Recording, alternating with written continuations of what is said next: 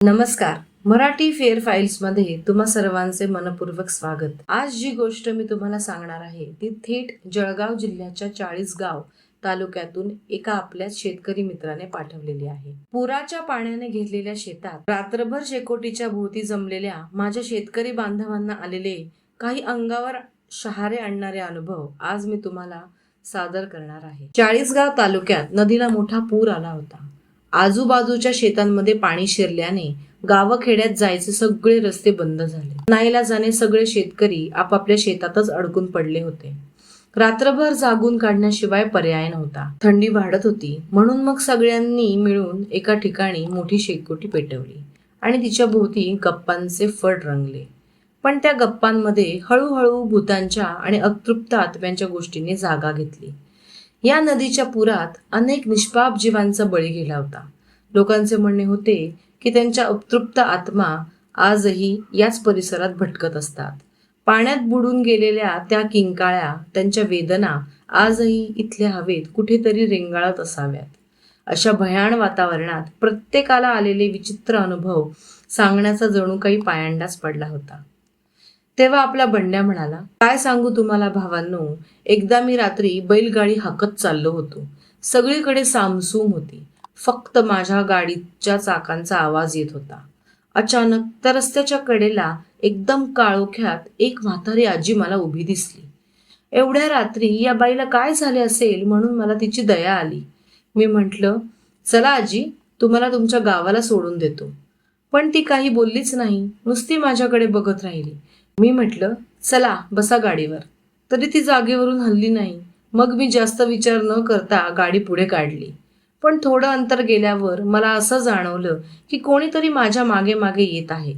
मी मागे वळून पाहिलं तर ती आजी अजूनही माझ्या मागे चालत होती. तिचे पाय जमिनीवर टेकलेले दिसत नव्हते.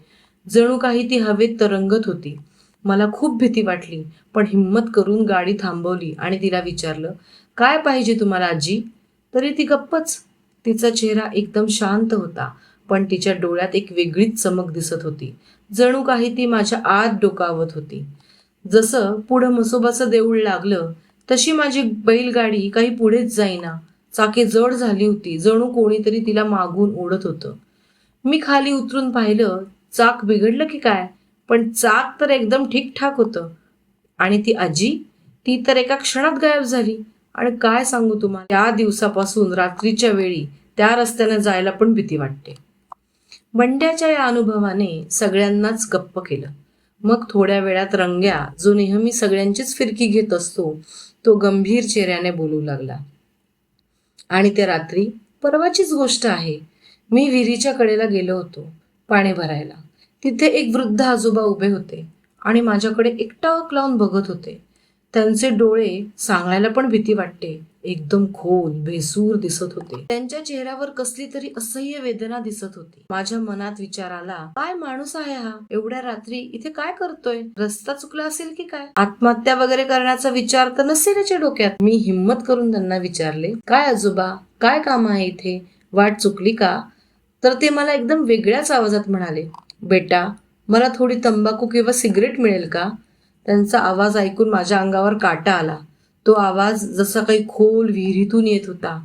मी त्यांना सांगितलं की मी हे फालतू धंदे करत नाही, पण ते माझ्या मागेच लागून राहिले. त्यांचा चेहरा एकदम विचित्र दिसत होता, जसा काही तो खूप दिवसांनी काहीतरी मागत होते आणि त्यांना ते मिळत नव्हते. एवढा आग्रह केला. म्हटलं, चला, सगळे शेकोटी करून बसलोय, तिकडे कुणाकडे तरी असेलच तर देईल. पण ते आजोबा काही घालायला तयार नाही. त्यांचे हात थरथरत होते आणि त्यांची नजर ती मला खाऊन टाकणारी वाटत होती. अचानक विहिरीतून पाण्याचा आवाज आला, जसा काहीतरी जड वस्तू पाण्यात पडली असावी. मी जास्त विचार न करता हळूहळू मागे सरकायला लागलो. मी घेऊन येतो असं म्हणून तिथून जीव घेऊन पळालो आणि परत येऊन आपल्या सगळ्यांना ही गोष्ट सांगितली. रंग्या अजूनही बोलत होता. त्याच्या चेहऱ्यावरची भीती स्पष्ट दिसत होती. तेवढ्यात बाजूला बसलेल्या एका तरुण शेतकऱ्याने हातात असलेल्या वृत्तपत्राचा तुकडा दाखवला. त्या पेपरमध्ये एक बातमी समोर एका वृद्ध माणसाचा फोटो छापलेला होता. तो म्हणाला, अरे हेच का ते आजोबा? रंग्याने घाबरून त्या फोटोकडे पाहिले आणि त्याची मान नकळत होकारार्थी हल्ली. तो तरुण शेतकरी पुढे बोलला, काय सांगतो तू? यांचा तर काल रात्री जीव गेला. त्यांच्या पोरानंच त्यांना मारून विहिरीत ढकलून दिलं. शेकोटीच्या भोवतीच बसलेल्या सगळ्यांच्या अंगावर भीतीने काटा उभा राहिला. बाहेर पुराच्या पाण्याची गडगड आणि आत या अतृप्त जीवांच्या कहाण्या. त्या रात्री त्या शेतातील हवा अक्षरशः थंडगार आणि भीतीदायक झाली होती. प्रत्येकाला जाणवत होतं की पाण्याच्या त्या काळ्या गर्तेत अजूनही काही रहस्य दडलेली आहेत आणि त्या अतृप्त आत्म्यांच्या वेदनाही आजही या मातीत कुठेतरी घुमतात. आणि त्या रात्री त्या शेतकऱ्यांच्या गप्पांमध्ये त्या वेदना अधिक गडद आणि भयाण झाल्या होत्या. पण त्या शांततेतही प्रत्येकाच्या चेहऱ्यावर, प्रत्येकाच्या मनात त्या अतृप्त आत्म्यांच्या वेदनेची एक थंडगार लहर कायम घर करून राहिली. आता गप्पांचा ओघ बदलला. कुणीतरी हिंमत करून विचारलं, धोंडू मामा, तुम्हाला कधी असा अनुभव आलाय का? धोंडू मामांनी एक दीर्घ श्वास घेतला आणि त्यांच्या चेहऱ्यावर एक उदास हास्य पसरले. ते म्हणाले, माझं काय सांगायचं पोरांनो, या नदीने माझ्या डोळ्यात देखत कितीतरी संसार उद्ध्वस्त केले. एकदा असाच पूर आला होता. माझ्या बाजूच्या शेतात राहणाऱ्या एका तरुण जोडप्याचा जीव गेला. त्यांचं नुकतंच लग्न झालं होतं आणि ते दोघंही एकमेकांवर खूप प्रेम करत होते. त्यांची आठवण आजही माझ्या मनात घर करून राहिली आहे. त्या रात्री पुराचं पाणी त्यांच्या झोपडीत शिरलं आणि त्यांना पळायलाही वेळ मिळाला नाही.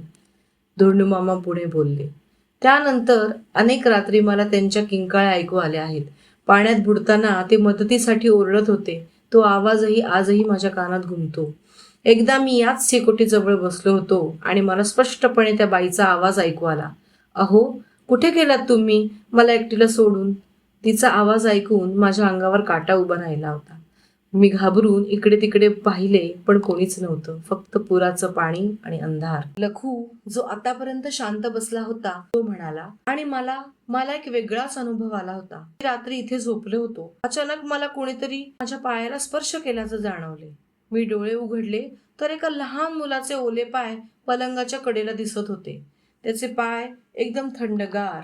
मी घाबरून उठलो आणि लाईट लावला, पण तिथे कोणीच नव्हतं. फक्त माझ्या पायांवर ओल्या मातीचे आणि पाण्याचे काही शिंतोडे होते. त्या रात्री त्या शेतातील प्रत्येक शेतकऱ्याच्या मनात भीती आणि अविश्वासाचं मिश्रण होतं. पुराच्या पाण्याने वेढलेल्या त्या जगात जिवंत आणि मृत यांच्यातील सीमारेषा धूसर झाली होती.